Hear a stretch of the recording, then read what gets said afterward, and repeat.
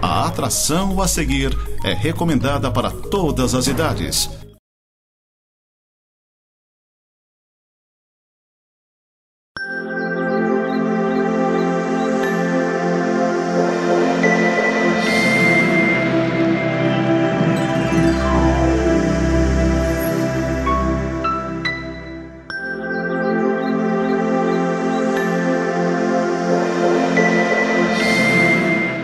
Olá, queridos, mais uma vez aqui no programa Semeando para a Eternidade, ou Semeando para a Vida Eterna, né?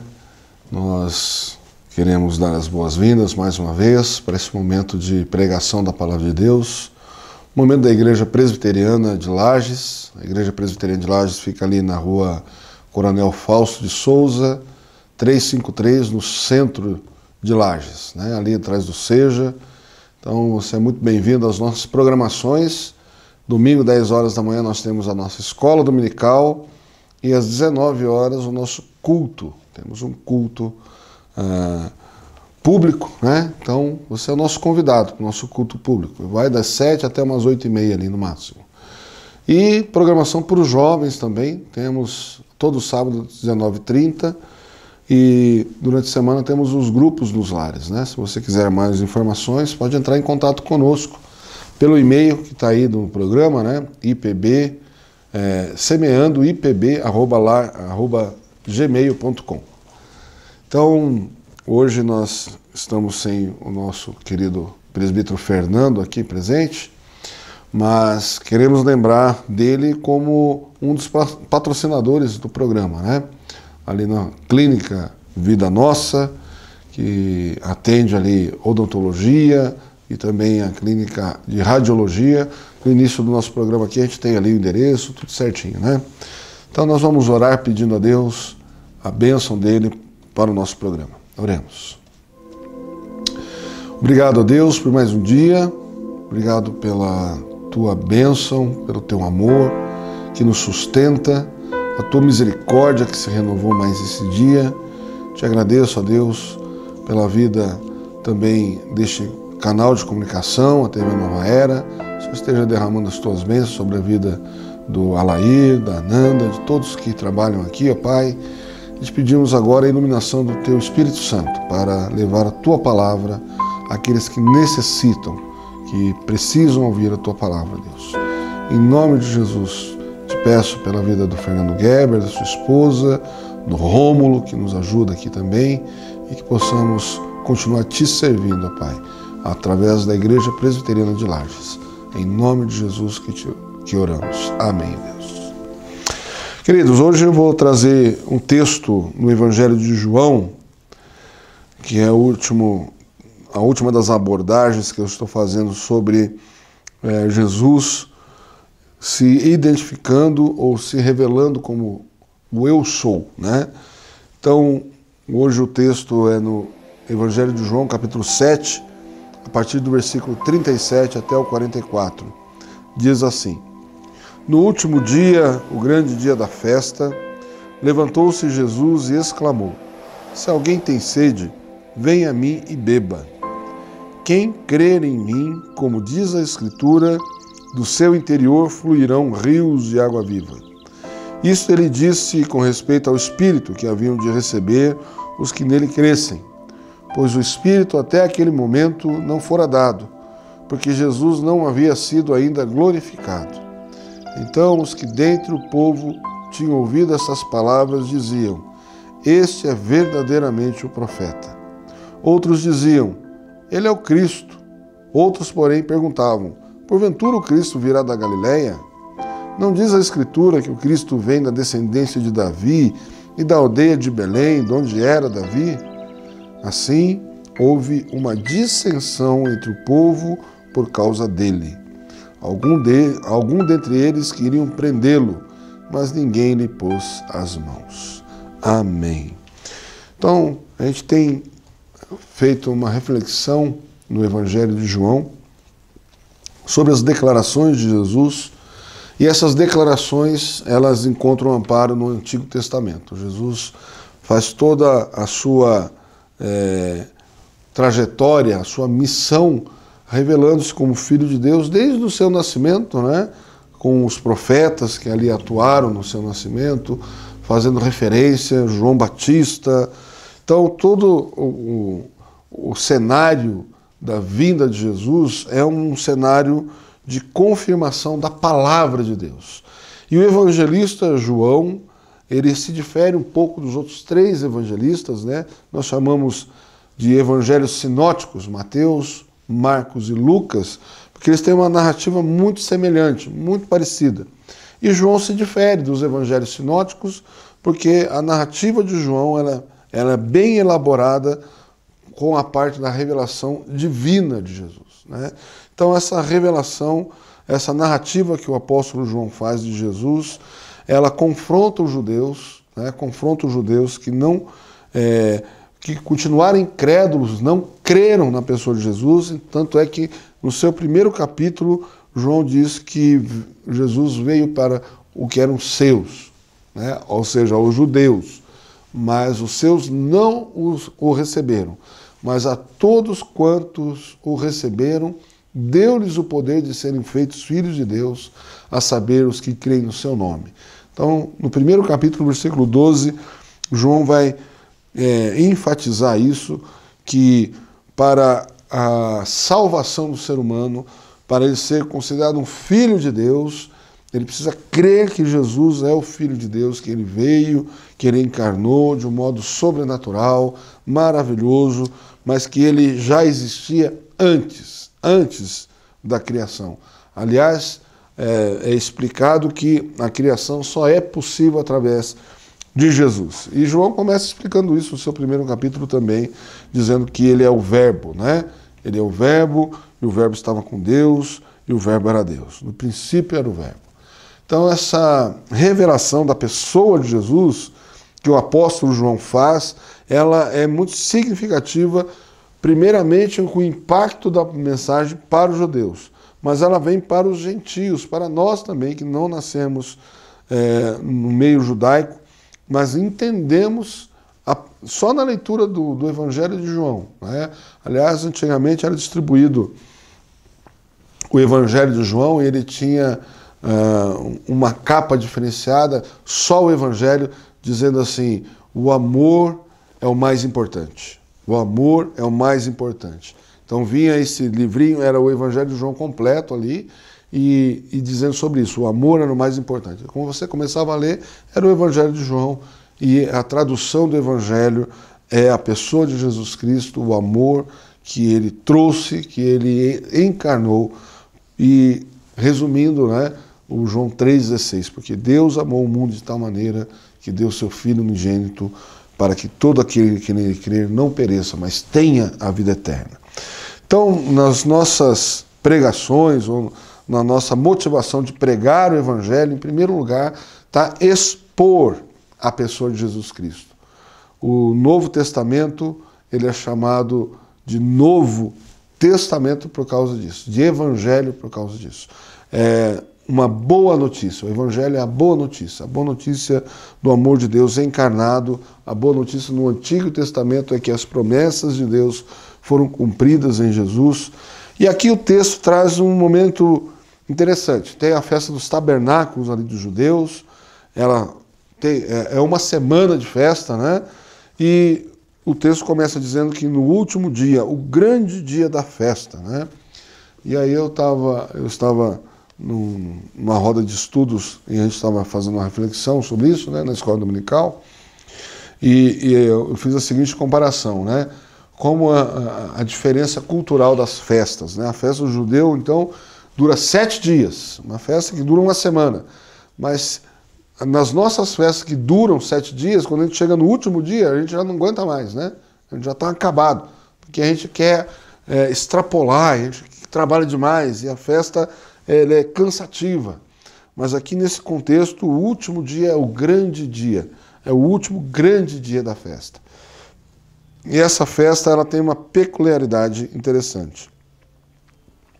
Cada um dos 7 dias dessa festa, um sacerdote vai e enche um jarro dourado lá no tanque de Siloé, e ele, no início do dia, ele joga esse jarro numa construção que foi feita com um funil ali, para simbolizar a água que saiu da rocha no deserto, quando o povo do Egito foi liberto lá no Egito, né?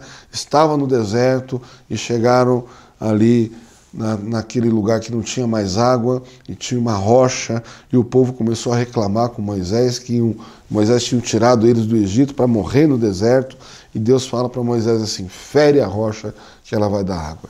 E Moisés vai lá e fere a rocha com o seu cajado, e as águas saem ali daquela rocha, e não foi pouca água não, porque o povo ali, a descrição é que eram 600 mil homens que saíram do Egito. E fazendo uma conta assim, male por baixo, esses 600 mil homens representam aí pelo menos 2 milhões de pessoas que estavam juntos ali, né? Que saíram do Egito, não só judeus, né? O texto vai narrar ali que todo esse povo que saiu do Egito caminhou para dentro do deserto, sob a liderança de Moisés, e no terceiro dia já acabou a água. Eles chegaram ali naquele lugar e começaram a se rebelar contra Moisés, e dizendo: você nos trouxe para morrer aqui no deserto. E perguntam até: não tinha cova suficiente no Egito para a gente, né? Então, Deus dá esse livramento, e esse significado de tirar a água da rocha é exatamente esse salvamento, né? Salvou o povo ali da morte no deserto naquele momento.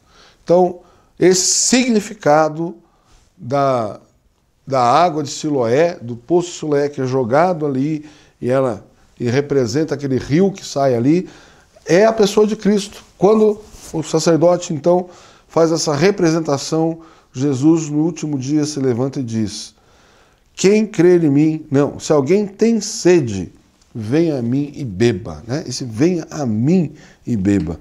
E ele diz: quem crer em mim, como diz a Escritura, do seu interior fluirão rios de água viva. Então essa comparação que Jesus faz daquele momento, daquele movimento da água saindo da rocha, ele diz: sou eu, né? Isso está representando o que eu vim. E nesse último dia, Jesus já tinha enfrentado a controvérsia dos judeus, né? Já tinha enfrentado a controvérsia quando disse que ele era o pão da vida, o pão que desceu do céu, que fez a manutenção da vida também no deserto. Só que ele estava sendo confrontado pelos judeus incrédulos, com o coração endurecido, com aquela história toda naquela festa. O pão que desceu do céu foi no meio da festa, né? Ali pelo terceiro dia, Jesus se levanta e faz essa comparação, que eu sou o pão da vida, né? E esse pão que sustentou a vida ali, né, é questionado em Jesus justamente por isso, pelos judeus, né? Assim, você está se dizendo o pão que dá vida, mas o pão que dá a vida mesmo foi Moisés que deu no deserto para os nossos pais. E Jesus diz: não foi Moisés que deu, foi Deus que deu, né? E do mesmo modo que ele deu o pão lá, ele está dando o pão aqui. Eu sou o pão da vida, e se você se alimentar de mim, você terá a vida eterna. Isso para os judeus, obviamente, foi encarado como uma blasfêmia, né, por parte de Jesus, mas eles não conseguiram também fazer nenhum mal para Jesus ali, porque o ministério de Jesus estava sendo efetivado naquele momento, né? E Jesus tinha curado alguém também no sábado, e a controvérsia era: você curou no sábado, você desrespeita as leis e vem dizendo que é de Deus, né? Então a importância da cura daquele homem também não tinha importância. O problema é que foi no sábado aquela cura.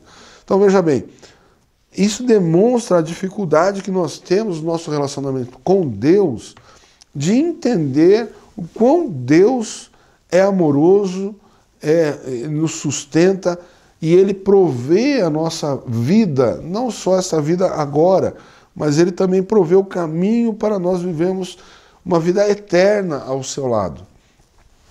Ele fez toda essa simbologia, essas ações no Antigo Testamento, na libertação do Egito, de prover o pão, de prover a água no deserto, para aqueles milhões de pessoas que estão ali, e dando mostras do seu poder e do seu bem-querer com aquele povo, né? Apesar de ser um povo rebelde, um povo que constantemente está reclamando das situações. E quando Jesus demonstra esses sinais, o questionamento é se que não está de acordo com o que eles pensam que Deus age, né? Eles interpretam a própria lei de Deus contra o próprio Deus. Então, primeiro que eles ignoram realmente toda a história de Jesus ali, de onde ele vem, quem ele é, cumprindo essas profecias, mas Jesus também não se preocupa em retrucar isso ou provar isso ou aquilo, porque a fala dele é tão contundente que muitos ali aderem, ouvem Jesus, têm sede de Deus, têm fome de Deus, vão atrás de Jesus. E a palavra que Jesus dá é uma palavra que tem autoridade. Ele não se retrai, ele ensina, ele ama, ele cura, ele provê o sustento, né? Ele multiplicou os pães e os peixes, ele curou o leproso, ele curou o paralítico. Então, quem está indo atrás de Jesus está vendo, está sendo sustentado, e mesmo assim, mesmo essa multidão que presencia isso, que está sendo beneficiada com isso, na hora que é confrontado com a palavra de Deus, e Jesus pede que eles tomem um posicionamento, eles pegam a palavra de Deus e falam assim: bom, não é assim que eu entendo, não é assim que eu quero, não acho que seja necessário isso. E você me está me dando as coisas, mas essas coisas são temporárias, não são eternas, né? E a gente crê que quando a gente se compromete com Jesus, a gente tem que perder coisas boas, né? Eu venho de um lar evangélico já e sempre tive esses embates com os meus amigos de escola, né? E sempre o questionamento era esse, que o crente não pode fazer nada, né? Não pode beber, não pode dançar, não pode sair. E é sempre a religião do não, né? A religião do não. E na verdade, não é isso, né?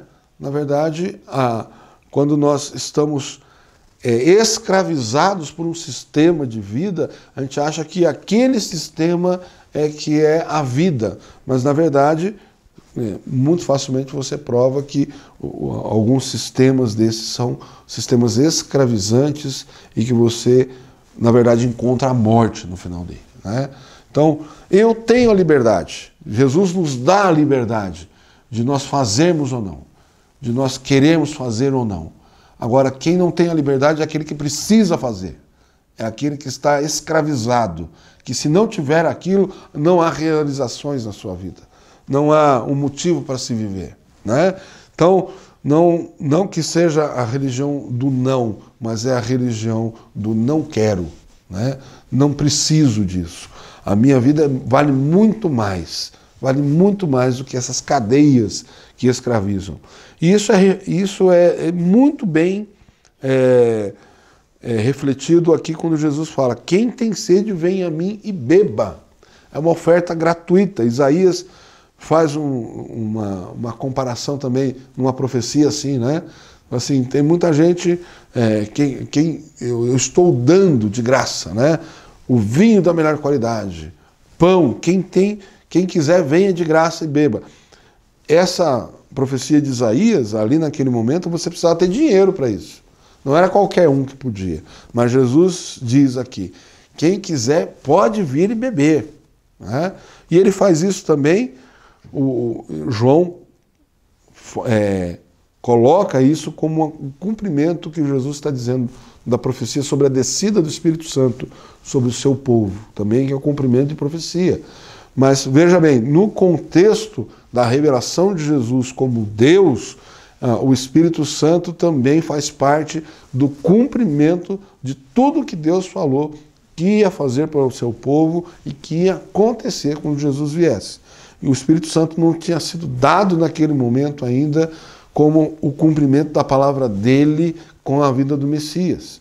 Então, o Messias está aqui. O Espírito Santo está agindo através de Jesus.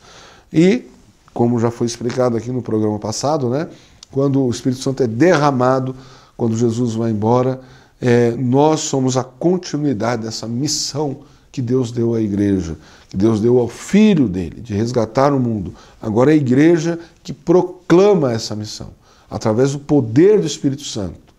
Então, a ação do Espírito Santo, através da igreja, começa em Atos. Quando a gente abre lá a Bíblia, está lá Atos dos Apóstolos, né?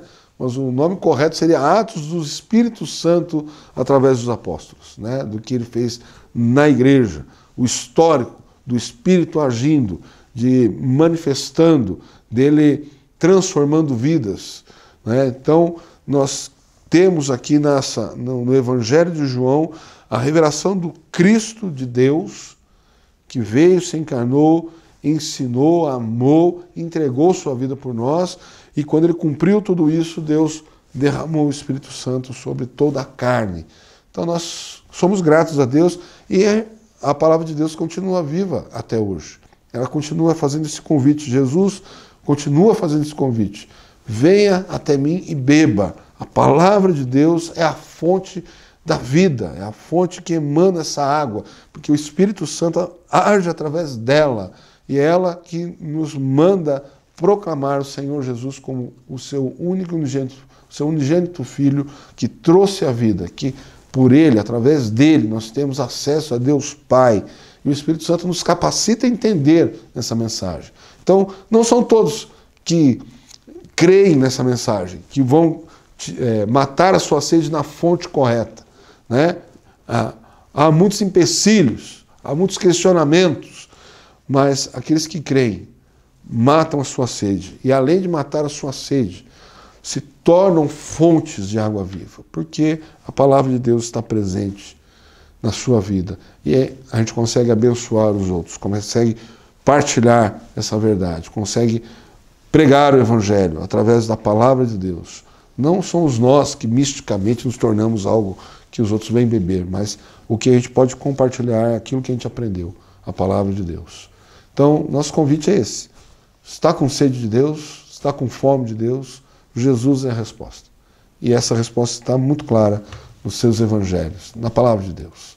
E ela tira a sede, tira a fome eterna que o homem tem de Deus, né? Então, queremos abençoar a sua vida, agradecer mais uma vez o que Deus tem feito, e esperamos que essa palavra chegue à sua vida, ao seu lar. Se você tem passado por algum momento de luta, de dúvidas, de questionamento, queremos orar por você. Mande seu e-mail, mande um recado para a gente com o seu nome, a gente vai estar orando por você. Toda semana a gente tem uma reunião, terça-feira, 7 horas da manhã ali na igreja, e o seu nome, se você mandar para a gente, vai ser colocado ali, estaremos orando por você e pela sua família.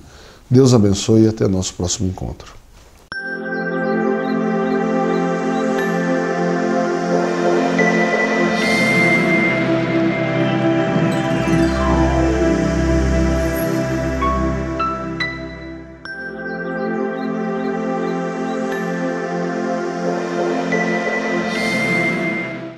A Igreja Presbiteriana do Brasil é fruto de uma ação missionária da Igreja Norte-Americana que enviou o jovem pastor Ashbel Green Simonton ao nosso país em 1859, com o profundo desejo no coração de apresentar o Evangelho da graça de Jesus aos brasileiros.